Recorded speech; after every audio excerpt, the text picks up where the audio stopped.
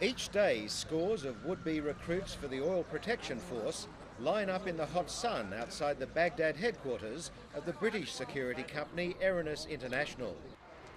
If their name is called, they'll be given 5 days intensive training in how to stop and search vehicles, how to avoid confrontation, and, if necessary, how to fight to protect the black gold.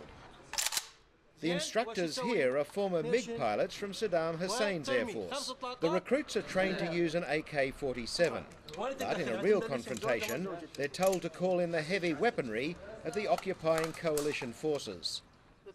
It's a major task. It's probably the largest security project of its type in the country at the moment, if not in the world, and it has major implications on the economy of the country. What size workforce are you employing? We have over 14,000 Iraqi guards supported by over 100 expatriate managers. That's a small army. We don't like to use that term. I mean, it's a national security force. So in comparison to the national police or other infrastructure security organisations such as the Facilities Protection Service, is relatively small.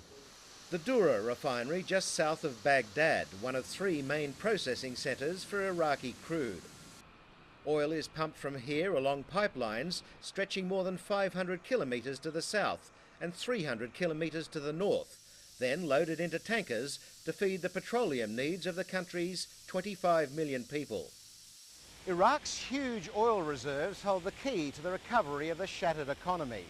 But that oil industry is dependent on long and fragile pipelines, and the protection of those pipelines is vital. Dathar al-Khashab managed the refinery for Saddam Hussein. Now he manages it for the new Iraqi oil ministry. For the last few months, we experienced few attacks on our pipelines supplying the refinery, causing us to go down with our production.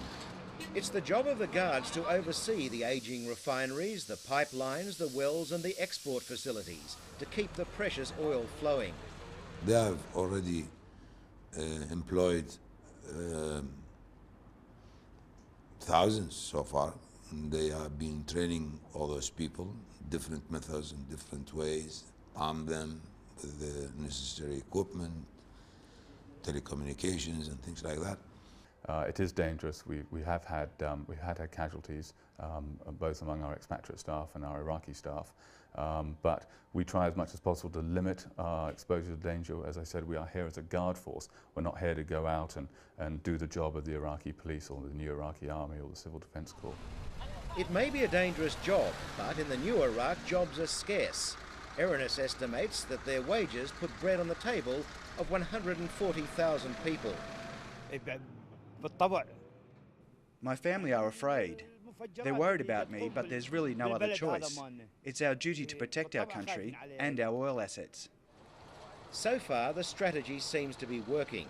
Attacks on oil facilities are down from 15 a month to just 2 last month, and Iraq is almost back to self-sufficiency. Peter Cave, ABC News, Dura, Iraq. Peter Cave, Lateline.